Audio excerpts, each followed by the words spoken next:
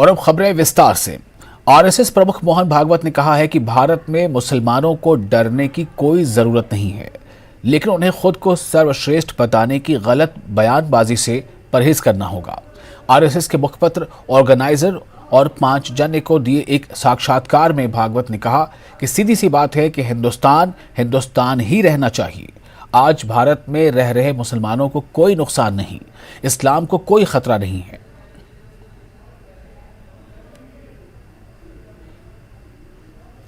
जम्मू कश्मीर कांग्रेस के प्रवक्ता रविंद्र शर्मा ने आरएसएस प्रमुख मोहन भागवत के बयान की आलोचना की है। न्यूज 18 से बात करते हुए शर्मा ने कहा कि कुछ ऐसे तत्व हैं जिनसे सख्ती से निपटने की जरूरत है, लेकिन मुस्लिम समुदाय को डराने की जरूरत नहीं है। आरएसएस चीफ मोहन भागवत के इस बयान पर कि हिंदुस्तान में रहने वाले मुसलमानों को डरना नहीं चाहिए, लेकिन साथ ही उन्हें वो सुपरमेसी नहीं दिखानी चाहिए जिस तरह की वो सुपरमेसी दिखाते हैं। इस पूरे मामले पर बातचीत करने के लिए हमारे साथ मौजूद हैं कांग्रेस के स्पोक्स पर्सन रविंद्र शर्मा। शर्मा साहब, आपसे ये जानना चाहेंगे कि जो मोहन भागवत का ये स्टेटमेंट आया है कि मुसलमानों को सुपरमेसी से बाहर निकलना चाहिए, खतरा उनको भारत में नहीं है, किस तरह से देखते हैं इस बयान? देखिए, बात यह है कि ना डराओ तो नहीं डरेंगे मुसलमान। ये देश सबका है। जब हम ये मान लेंगे कि इस देश में, इसकी देश के निर्माण में, देश की आज़ादी में, इस देश के तरक्की में हिंदू मुस्लिम सिख ईसाई सबका योगदान है, और इस तरह के कैंपेन ना चलाए जाएं, घर वापसी, लब जिहाद और इस तरह के नाम दे करके, डराता कौन है? अगर आप नहीं डराओगे वो नहीं डरेंगे। अगर इस तरह के कैंपेन बंद किए जाएं और नफरत को दूर किया जाए, जिसके लिए राहुल गांधी जी भारत जोड़ो यात्रा पर निकले हैं, और ये देश बहुत तरक्की कर सकता है। इस देश में बहुत क्षमता है। जिस दिन हिंदू मुसलमान सिख ईसाई बिल्कुल मिलजुल कर नफरत की भाषा बोलना और भड़काना बंद कर देंगे लोग, और ऐसी संस्थाएं जिनके जेरे साया जो है, बहुत सी संस्थाएं जो हैं वो बजरंग दल और कई संस्थाएं जो हैं वो निकलती हैं और कई किस्म के उग्र कार्यक्रम करती हैं माइनॉरिटी के खिलाफ। तो मैं समझता हूँ उस दिन ये देश सुपर पावर बन सकता है दुनिया का, और इसलिए कहने में तो उनकी बातें ठीक हैं, लेकिन कथनी और करनी में अंतर नहीं रहना चाहिए। आप कहते हैं कि डराना नहीं चाहिए। उनका ये कहना है कि मुसलमानों को कोई खतरा नहीं है, हिंदू से वो रह सकते हैं, उनकी जो फेथ है उसको प्रैक्टिस कर सकते हैं, लेकिन सुपरमेसी छोड़नी चाहिए। मैं समझता हूँ अगर आरएसएस दयानतदारी से प्रयास करे और इस चीज में, और बाकी उनके जो दर्जनों भर संस्थाएं उनके साथ काम करती हैं, और डर और दहशत का माहौल बंद किया जाए, अमन और चैन का वातावरण दिया जाए और अमन और चैन की फिजा चलाई जाए, तो ये देश बहुत मिलजुल के, बहुत तरक्की, अनेकता में एकता का नारा अगर उस पर विश्वास किया जाए, महात्मा गांधी ने दिया था, तो मैं समझता हूं कि दहशत का माहौल, नफरत का माहौल, आपसी लड़ाई झगड़े का माहौल खत्म हो जाएगा। चंद खराब लोग किसी भी धर्म में हो सकते हैं, जो जिस भी धर्म में हैं उनके साथ कानून से सख्ती से निपटा जाए, और कोई भी आदमी जो है उसको कानून हाथ लेने का अधिकार नहीं होना चाहिए। सड़कों पे कानून व्यवस्था जो है वो पुलिस को और उनको पे छोड़ देनी चाहिए। जो गलत करे उसके खिलाफ सबको मिलजुल के सख्ती से काम करना चाहिए। ऐसा माहौल और वातावरण बनाना चाहिए कि यहाँ दहशत का माहौल किसी के खिलाफ भी ना हो। ऐसा माहौल भी बनना चाहिए कि कोई किसी को ना डराए, और ना सुपरमेसी हो, ना अधीनता हो, ना स्वाधीनता हो, सब मिलजुल के एक तरीके से रहें और ये देश सबका माना जाए। तो मैं समझता हूँ कि इतनी बड़ी संख्या मुसलमान की भी है कि इग्नोर नहीं किया जा सकता कि उनके निर्माण का। इसलिए हिंदू और मुस्लिम सिख ईसाई जितने भी छोटे धर्म, ये भारतवर्ष की धरती ऐसी थी, दुनिया के तमाम धर्म यहाँ पे छोटी संख्या में होंगे, बड़ी संख्या में उनकी प्रेजेंस है। यही खूबसूरती और विचित्रता हमारे देश की थी कि वासुदेव कुटुंबकम के अगर हम संस्कारों पे पूरा विश्वास करके चलें, तो मैं समझता हूँ कि हिंदू धर्म का सबसे ज्यादा अहम दायित्व है 80% लोग जो हैं, अगर वो इस चीज को माने और समझें तो उनको भी जोड़ा जा सकता है और प्यार और स्नेह से रहा जा सकता है।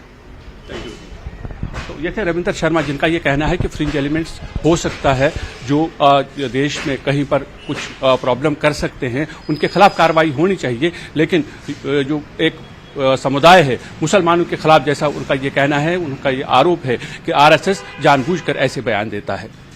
कैमरामैन चांद के साथ मनोज कौल, न्यूज 18 जम्मू। आरएसएस प्रमुख मोहन भागवत के बयान पर जम्मू कश्मीर नेशनल कॉन्फ्रेंस ने तीखी प्रतिक्रिया दी है। पार्टी के सूबाई सेक्रेटरी शेख बशीर अहमद ने न्यूज 18 से बात करते हुए कहा कि उनके बयान से मुसलमान डरने वाले नहीं हैं। आरएसएस चीफ मोहन भागवत के स्टेटमेंट पर जम्मू कश्मीर नेशनल कॉन्फ्रेंस का क्या रद्द-ए-अमल है, इस मामले पर बातचीत करने के लिए हमारे साथ मौजूद हैं शेख बशीर अहमद, जो प्रोविंशियल सेक्रेटरी हैं जम्मू कश्मीर नेशनल कॉन्फ्रेंस के। अब बशीर साहब, आपसे ये जानना चाहेंगे कि कैसे देखते हैं आप मोहन भागवत के इस स्टेटमेंट को? मोहन भागवत जी ने पहले भी बड़े स्टेटमेंट्स दिए हैं और जो लेटेस्ट स्टेटमेंट है उसमें ये फरमा रहे हैं कि मुसलमानों को डरने की ज़रूरत नहीं है, मगर मुसलमानों की बालादस्ती नहीं चलेगी। ये दो तरह के स्टेटमेंट हैं। पहली चीज़ यह है कि जो मुसलमान है, जो ईमान पे कायम है, उसको डरने की किसी से ज़रूरत नहीं है। ना ही कोई मुसलमान मोहन भागवत से डरता है। मुसलमान जो है उसका ईमान वो सिर्फ अल्लाह से डरता है। एक आदमी जब पैदा होता है तो उसको इस दुनिया में एक दिन जाना ही होता है और उसकी जान लेने वाला सिर्फ अल्लाह है और कोई इंसान के पास वो ताकत नहीं है। इसलिए मोहन भागवत जी को जो वहम है कि उससे कोई डरता है, उसको गलतफहमी है। हाँ, कुछ अरसा से लग रहा है कि डराया जा रहा है। डराया उन लोगों को जा रहा है जिनका ईमान नहीं है। इसका जो दूसरा पहलू है कि बालादस्ती नहीं चलेगी, तो इंडिया के अंदर बालादस्ती चलती है कानून की। कानून जो है वो हर एक धर्म के आदमी को इजाज़त देता है कि वो अपने हिसाब से जिए। ईसाई हैं, सिख हैं, बौद्ध हैं, मुसलमान हैं और भी जो छोटे छोटे तबके हैं, उनको इजाज़त है, कानून इजाज़त देता है जो कानून बना है। अगर उस कानून को तहस नहस कर दिया जाए तो फिर अल्लाह ही जानता है क्या होगा, वो तो फिर अपनी ताकत इस्तेमाल करेगा। तो इसलिए मैं इस आपके माध्यम से ये चाहता हूँ मोहन भागवत जी से कहना कि जियो और जीने दो की पॉलिसी पे अमल करना चाहिए। हर एक आदमी को जीने का हक है, हर एक आदमी को अपने धर्म के मुताबिक जीने का हक है। बालादस्ती कभी नहीं हुई है, ना होती है। बालादस्ती कानून की होती है, जो पावर लोग देते हैं और जब वो लोग पावर देते हैं इस्तेमाल होता है, जब इलेक्शन होते हैं हटा भी देते हैं। अभी साथ ही हिमाचल है, बीजेपी की हुकूमत थी, इलेक्शन हुए चले गए, अब लोगों की मर्जी थी। तो इसलिए बालादस्ती कानून की होती है, किसी धर्म के बालादस्ती नहीं होती। तो जैसा उन्होंने कहा है कि मुसलमानों को डरने की ज़रूरत नहीं है, तो आपको क्या लगता है कि जैसे आपने कहा कि इस तरह के बयान पहले भी आते रहे हैं, जब वो ये कहते हैं कि डरने की ज़रूरत नहीं है, तो आप कैसे कह सकते हैं कि वो डरा रहे हैं मुसलमान? वो इसी बयान में है कि हमसे डरो। मोहन भागवत से कोई डरने वाला नहीं है। इस बयान में ही ये सारी चीजें मुज़म्मिर हैं। क्या जरूरत है इस बयान की देने की? मुल्क के अंदर मोहन भागवत का कानून नहीं चलता, मुल्क में आइन चलता है। जिस आइन को यहाँ के जो स्टॉलवर्ड्स थे उन्होंने बनाया और आज तक उसी आइन को लेके चलते हैं। उस आइन के अंदर इजाजत है, अगर एक आदमी गुनाह करता है उसको सजा हो जाती है। एक आदमी किसी की नाजायज कोई बात करता है तो कोर्ट सजा देती है। इसलिए डरने वाली कोई बात है नहीं। तो मैंने पहले ही कहा कि अगर कोई सही मायनों में मुसलमान है, मोहन भागवत से डरने वाला नहीं है, किसी से नहीं डरने वाला है। Thank you very much. Thank you very much. तो ये थे शेख बशीर, जिनका ये कहना है कि देश में किसी की बालादस्ती नहीं है। जैसा कि मोहन भागवत ने ये कहा है कि मुसलमानों को अपनी बालादस्ती नहीं दिखानी चाहिए। शेख बशीर का कहना है कि नेशनल कॉन्फ्रेंस ये मानती है कि मुल्क में कानून की बालादस्ती है, न कि किसी मजहब की। कैमरामैन चांद के साथ मनोज कौल, न्यूज़ 18 जम्मू। और शैमित गुप्ता, एसएसपी रियासी की देखरेख में जिला पुलिस रियासी द्वारा शुरू किए गए नशीली दवाओं के दुरुपयोग के खिलाफ अभियान जारी है। रियासी पुलिस ने 3 कुख्यात ड्रग पेडलर्स को गिरफ्तार किया है और उनके कब्जे से 2.25 किलोग्राम के करीब चरस और 1.5 ग्राम के करीब हेरोइन बरामद की है। इंस्पेक्टर विजय शर्मा के नेतृत्व में पुलिस थाना रियासी के 0 मोड़ तलवारा में रूटीन चेकिंग और ये चीजें इस चेकिंग में बरामद हुई हैं। गिरफ्तार ड्रग पेडलर्स की पहचान नज़ीर हुसैन पुत्र अब्दुल रहमान निवासी बठिंडी जम्मू और मोहम्मद नज़ीर उर्फ बुल्ली पुत्र फुरकान अली निवासी जद रियासी के रूप में हुई है।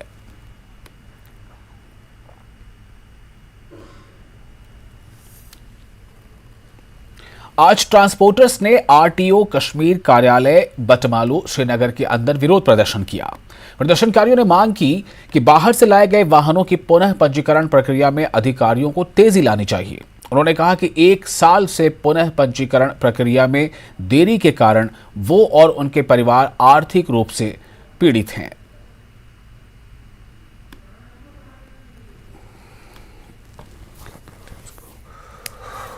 जो ये रजिस्ट्रेशन का मसला है, इसमें जो मेन रोडे अटका रहे हैं वो आरटीओ कश्मीर साहब अटका रहे हैं। हमारे जो ये सारे ड्राइवर साहिबान हैं ये 9% देने के लिए तैयार है। ये गवर्नमेंट से कोई जॉब नहीं मांग रहे हैं, ये अपना हक मांग रहे हैं, हमारी रजिस्ट्रेशन बहाल कर दो। गवर्नमेंट को पहले ही फेज में, अगर ये 300 गाड़ियां हैं, पहले ही फेज में गवर्नमेंट को 1.5 करोड़ रुपए की रेवेन्यू आएगा, जो कि गवर्नमेंट टच से मस नहीं हो रहे हैं। ये कौन सा सरकारी जॉब मांग रहे हैं। हमारी डिमांड ये है कि जो हमारी रे रजिस्ट्रेशन है वो बहाल कर दी जाए। हम 9% देने के लिए तैयार है। रजिस्ट्रेशन का मसला है, ठीक है। हमने बहुत सारी बार आरटीओ के पास आए तो साहब ने मुझे बोला आज से 6 महीने पहले, 7 महीने पहले कि आप कोर्ट में जाओ, ये कोर्ट में केस है। अब मैंने कोर्ट में केस जीता। 32 गाड़ियों का ऑर्डर है इस टाइम आरटीओ साहब के पास। 2 दिसंबर को ऑर्डर आया है 32 गाड़ियों का, इनको 9% ले लो, रजिस्ट्रेशन कर लो गाड़ियां, ठीक है। 2 दिसंबर से आरटीओ हमारे टच से मस नहीं हो रहे हैं। पता नहीं क्या है इसके दिमाग में, क्या चल रहा है। ये टच से मस नहीं हो रहे, ये ऐसे ही रखा है इसने सारा कुछ मसला। इसके बाद हम कोर्ट में भी गए, कोर्ट से भी ऑर्डर लाया, सेक्रेटरी साहब के भी पास गए। आगे हम ऐसे ही प्रोटेस्ट चालू रखेंगे, शिद्दतें लाएंगे, इस प्रोटेस्ट में शिद्दतें लाएंगे। हमारी बात कोई सुन नहीं रहा है। एलजी साहब को हम रिक्वेस्ट करते हैं इस बात पे ध्यान दीजिए। कौन सुनेगा हमारा कोई सुनने वाला ही नहीं है। आरटीओ साहब के पास जाते हैं, वो बोलते हैं कभी 10 दिन, कभी 15 दिन, कभी 5 दिन, कभी 4 दिन। कुपवाड़ा पुलिस की जिले में नशा तस्करों पर नकेल कसने की कोशिशें जारी हैं। इसी के तहत करनाह के हजीत्रा इलाके से एक और नशा तस्कर को गिरफ्तार किया गया है। उसके पास से नशीला पदार्थ बरामद किया गया है। एनडीपीएस अधिनियम की संबंधित धाराओं के तहत मामला दर्ज किया गया है और पुलिस स्टेशन करनाह द्वारा जांच की जा रही है।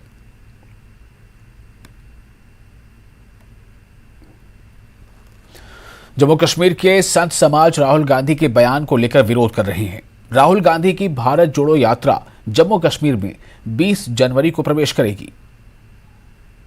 यात्रा कर रहे हैं और उनका बयान, एक विवादित बयान जो दिया गया है, उसको लेकर संत समाज यहां पर प्रदर्शन कर रहा है और मांग कर रहा है कि राहुल गांधी माफी मांगे। हमारे साथ संत साहब मौजूद हैं। पंडित जी, क्या कहना चाहेंगे? एक जो बयान राहुल गांधी द्वारा दिया गया है सभी की भावनाओं को ठेस पहुंचा रहा है। बेतुका बयान, बेसमझ वाला बयान, और इस मुल्क को चलाने वाले पुजारी नहीं चाहिए। जो पुजारी सुबह उठ के मंदिर में ये कहे कि धर्म की जय हो, अधर्म का नाश हो, प्राणियों में सद्भावना हो और विश्व का कल्याण हो, जो विश्व का कल्याण मांगते हो वो भारत नहीं चलाएंगे। कौन चलाएगा? ये चलाएगा जो कल पगड़ी बांध ली, परसों क्रास लगा लिया, इधर आके टोपी पहन लेगा हरी नीली पीली, ये चलाएगा देश। जब तक ये माफी नहीं मांगेगा ये नहीं चलेगा। अब इसका हो गया, बड़ा हो गया। भारत जोड़ो यात्रा की बात वो लगातार कर रहे हैं, किस तरह से आप समझते हैं कि उनको समर्थन मिलेगा जम्मू कश्मीर? कहाँ जोड़ो भाई साहब, कहाँ जोड़ो। हमने पहले कहा है आपको कि ये संतुलन जब ठीक होता तो उससे बात करते। हमने पहले कहा कि ये जो पुजारी हैं अगर वो सुबह उठ करके ये बोलते हैं तो फिर जो विश्व का कल्याण मांग रहे हैं तो वो क्या इसको क्या समझाएंगे? वो देश नहीं चलाएंगे। केदारनाथ में बैठ के भगवा शाल लेकर के चला रहा है वो पुजारी, उसी को लेकर के ये बोलता है सारा। तो क्या कुछ अब जम्मू कश्मीर में जब आएगा तो आपकी तरफ से क्या रिएक्शन? हमारी तरफ से ना जोड़ो तोड़ो रोकने का कोई है, सिर्फ माफी मांगे संत समाज से और जहाँ मर्जी जोड़े जहाँ मर्जी तोड़े। आपको लग रहा है भारत टूटा? कहाँ से टूटा है? मैं वही तो कह रहा हूँ ना कि जिस अखंड भारत जिसको हम बोला जाता है, ये तो भारत का भी विरोध कर रहा है। जब हम अखंड भारत में रह रहे हैं तो जोड़ क्या रहा है? ये तोड़ने वाला है, जोड़ने वाला थोड़ी है। तोड़ने वाले हैं। ये भारत को तोड़े विनाश काले बिरविधु कांग्रेस का खत्म का समय है, पतन का समय है। कांग्रेस भारत तो पहले जो अखंड भारत है, सदा रहा है, सदा रहेगा। ये ऐसी बात नहीं है। माफी मांगे हम माफी, कांग्रेस माफी मांगे लोगों से, बस असंतोष से माफी मांगे। साफ तौर पर जिस तरह से लगातार राहुल गांधी का बयान जो सामने आया उसके बाद संत समाज में गुस्सा जो है वो देखने को मिल रहा है। उन्होंने कहा है कि राहुल गांधी जो है, जो भारत जोड़ो यात्रा चल रहे हैं, हमें उससे कोई लेना देना नहीं है, बट जो बयान उन्होंने दिया है कांग्रेस और राहुल गांधी उनसे माफी मांगे, अन्यथा जो भारत जोड़ो यात्रा है उसे हम जो है जम्मू कश्मीर में एंटर नहीं होने देंगे। न्यूज़ 18 जम्मू कश्मीर लद्दाख के लिए जम्मू से मैं रजत वोरा।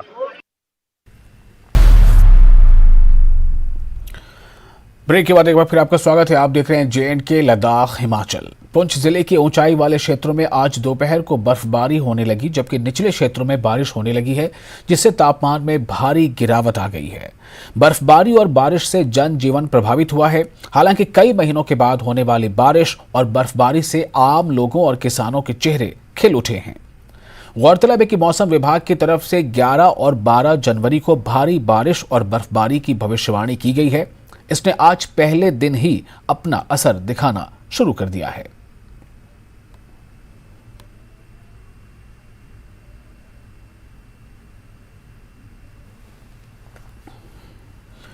कश्मीर में कड़ाके की ठंड का सिलसिला बदस्तूर जारी है। हालांकि IMD ने बर्फबारी और बारिश के होने की भविष्यवाणी की थी और उसकी कहे मुताबिक पहाड़ी इलाकों में बर्फबारी भी हुई है। वहीं श्रीनगर में सुबह के औकात में हल्की फुल्की बारिश हुई।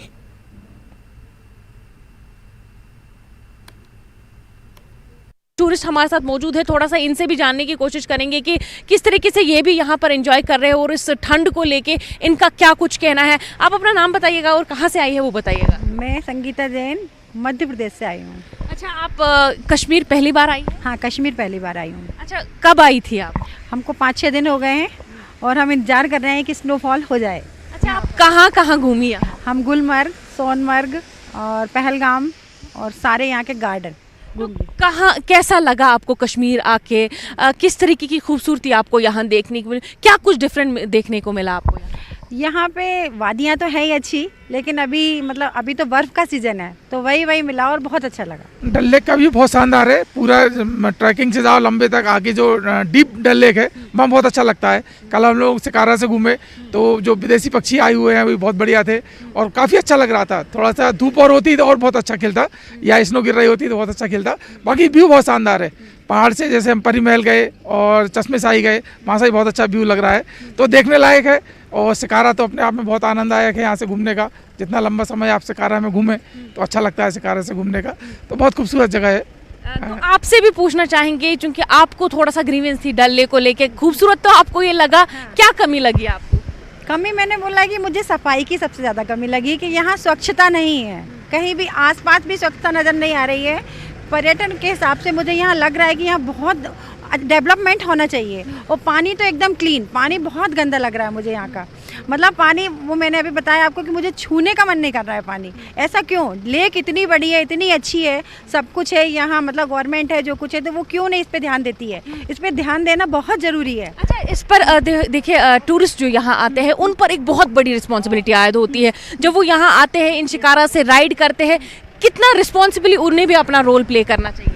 उनको अपनी रिस्पॉन्सिबिलिटी, कुछ खा रहे हैं, कुछ कर रहे हैं तो उसे गंदा ना करें, सफाई का तो वो भी ध्यान रखें और रखते हैं हम लोग। जैसे जब हम अगर सफाई की बात कर रहे हैं कि सफाई होना ज़रूरी है, तो ध्यान हम भी रखेंगे, ऐसा नहीं है। लेकिन ये जो गंदगी है ये तो गवर्नमेंट ही सही कर सकती है, ये पर्यटक नहीं कर सकते, शायद ये पर्यटक के हाथ में नहीं है। अच्छा, यहाँ पर फिर कश्मीर आप पूरा घूमे हैं, तो कौन सी जगह आपको सबसे खूबसूरत लगी यहाँ? मुझे सोनमर्ग बहुत अच्छा लगा है। गुलमर्ग में ठीक है लेकिन सोनमर्ग मुझे बहुत अच्छा लगा क्योंकि वहाँ के सीन बहुत अच्छे हैं। अच्छा, यहाँ पर जो कुछ टूरिस्ट आना चाहते हैं लेकिन कहीं ना कहीं कुछ ना कुछ रीजन से वो यहाँ नहीं आ पाते हैं, उनके लिए क्या कुछ मैसेज रहेगी आपको? किस तरीके का माहौल लगा, कैसे यहाँ के लोगों का जो बिहेवियर है वो कैसा लगा? माहौल तो यहाँ का अच्छा है, डर की कोई बात नहीं है। अगर कोई डर से नहीं आता है तो बिल्कुल डर की बात नहीं है, आना चाहिए बिल्कुल घूमने के लिए। ऐसा बिल्कुल मुझे नहीं लगता कि नहीं घूमने आना चाहिए, डर बिल्कुल नहीं है। मुझे डर तो नहीं लगा, लेकिन पहले लगता था, कश्मीर के नाम से तो लगता था, लेकिन ऐसा नहीं है कि यहाँ पे डर है। डर तो नहीं है, लोग बहुत अच्छे हैं। लोग बहुत अच्छे हैं। हमने बहुत लोगों से बात की, लोकल लोगों से, तो बहुत हम्बल हैं, बहुत मानवीय है, इंसानियत है, कोऑपरेट करते हैं, चीटिंग बिल्कुल नहीं है, साफ सुथरा माहौल है, जो कुछ है सब क्लियर है, तो बहुत अच्छे लोग हैं, मजा आया मिल करके लोगों से। अच्छा, अब हम उम्मीद करें कि आप दोबारा फिर यहाँ आएंगे ट्रिप? हाँ, दोबारा हम समर में आएंगे, क्योंकि अभी हमने विंटर का सीजन देखा है। अब समर में गुलमर्ग और सोनमर्ग हमको समर में देखना है, पहलगाम समर में देखना है, तो वो अलग सीजन में आएंगे, बिल्कुल आएंगे एक बार और अच्छा लगेगा। वादी कश्मीर में अगरचे ठंड बहुत ज़्यादा बढ़ गई है, लेकिन अगर वहीं दूसरी तरफ से देखा जाए तो रात में जो टेम्परेचर है श्रीनगर का प्लस में है पिछले 2-3 दिनों से। लगातार यहाँ के लोगों को भी, यहाँ आए हुए सयाहों को भी अक्सर इस मौसम में बर्फबारी का इंतजार रहता है। आपको बता दें, अगरचे बालाई इलाकों में बर्फबारी हुई, वहीं अगर हम शहर श्रीनगर की बात करें तो अभी तक जो है लास्ट वीक हल्की फुल्की बर्फबारी हुई थी। इसमें आपको बता दें ठंड बहुत ज़्यादा बढ़ गई है, लोगों का घरों से निकलना मुहाल हो चुका है। अगरचे हम आपको यहाँ से इस तरफ से थोड़ा सा व्यू दिखाना चाहेंगे, यहाँ पर जो है अभी भी टूरिस्ट आपको नज़र नहीं आएंगे। सुबह अर्ली मॉर्निंग है और यहाँ पर जो ये किश्तियाँ चलाते हैं वो भी अभी आपको नज़र नहीं आएंगे, क्योंकि इस मौसम में यहाँ पर जो मॉर्निंग है वो लेट ही होती है और लोग भी अपने काम काज करने जो है लेट ही निकलते हैं। अब इंतज़ार लोगों को भी और टूरिस्ट्स को भी सिर्फ इस चिल्ला कलान के मौसम में बर्फबारी का ही रहता है। मेट्रोलॉजिकल डिपार्टमेंट की माने तो बालाई इलाकों में जो है बर्फबारी होने के इम्कान है और जो मैदानी इलाके हैं उनमें जो है हल्की फुल्की बारिश जो है उसकी प्रिडिक्शंस है। अब देखना यह है कि श्रीनगर में बर्फबारी कब होती है। न्यूज़ 18 कश्मीर के लिए फिरोज वानी के साथ Faza Zainab. IG BSF Kashmir frontier Ashok Yadav ने कहा है कि आतंकवाद से जुड़ी गतिविधियां कम हो रही हैं, लेकिन आतंकवादी अब युवाओं को ड्रग्स में शामिल करने की कोशिश कर रहे हैं और वो सीमा पार तस्करी करने की कोशिश कर रहे हैं ताकि विकास और ऐसी अन्य गतिविधियों को रोका जा सके। लेकिन बीएसएफ तस्करी रोकने के लिए सीमाओं पर मुस्तैद है। अशोक यादव ने कहा कि हमारे पास खुफिया रिपोर्ट है कि आतंकी घुसपैठ का इंतजार कर रहे हैं और लॉन्चिंग पैड पर तैयार हैं, लेकिन हमारी इंटेलिजेंस मजबूत है। हमारे संवाददाता आबिद हुसैन ने अशोक यादव से कई सवाल किए। बीएसएफ मुल्क की जो सरहद है उनको बचाने के लिए, उनकी सुरक्षा के लिए एक अहम रोल अदा करती है। हालांकि कई सारे ऑपरेशंस आपने चलाए हैं, लेकिन जो बॉर्डर पे के आर पार स्मगलिंग हो रही है उसको रोकने के लिए क्या कुछ नए इकदाम किए जा रहे हैं? जी देखिए, बॉर्डर पर लगातार आतंकवादी संगठनों या बॉर्डर पार के लोगों का प्रयास रहता है कि वो किस तरह से यहाँ पे नुकसान पहुंचा सकें, कोई आतंकी गतिविधि को अंजाम दे सकें। अगर हमारी, क्योंकि हम बड़ी ही चौकन्नी से सीमा की प्रहरी कर रहे हैं, हमारे जवान बहुत ही डिफिकल्ट वेदर टेरेन में बहुत ही प्रोफेशनली सीमा को प्रोटेक्ट करते हैं। आपने देखा होगा आतंकी गतिविधियां काफ़ी कम हुई हैं। उनका ये भी प्रयास होता है कि किस तरीके से यहाँ के यूथ को ड्रग्स के साथ जोड़ा जाए। तो ड्रग्स वो यूज़ करते हैं कि नई जनरेशन को वो एक नेगेटिव डायरेक्शन में डाल दें, जिससे कि देश को नुकसान पहुंचा सकें। लेकिन हम बॉर्डर पे बहुत ही चौकस हैं। हमारे बहादुर जवान 24 घंटे सीमा की सुरक्षा में जुटे हुए हैं और इस तरह के जो भी प्रयास होते हैं, चाहे वो ड्रग्स हो या आर्म्स और एमुनेशंस हो, हम बड़ी ही स्ट्रांगली उनको राज्य में, देश में आने से रोकते हैं। अच्छा सर, जिस तरह से इनपुट्स लगातार आ रहे हैं आपकी इंटेलिजेंस में भी, बॉर्डर के उस पार जो लगातार कोशिश होती है दरअंदाजी की, उस पे क्या कहेंगे? क्या कुछ इंटेलिजेंस बीएसएफ की कह रही है? जी, हमारे पास इंटेलिजेंस लगातार आती रहती हैं कि कुछ पर्टिकुलर एरियाज से जो कि काफ़ी वल्नरेबल और लॉन्चिंग पैड्स होते हैं, वहाँ से उनकी कोशिश जारी रहती है। और जिस तरह से हमको इनपुट मिलती है, उसी हिसाब से हम अपनी मेथोडोलॉजी, अपना प्रिवेंटिव एक्शन प्लान करते हैं। उसी हिसाब से पेट्रोलिंग में रिव्यू किया जाता है, उसी तरह से हम अपने एम्बुश पॉइंट्स लगाते हैं। और इसी के साथ इस बुलेटिन में फिलहाल इतना ही। आप बने रहे न्यूज़ 18 जम्मू कश्मीर, लद्दाख, हिमाचल के साथ।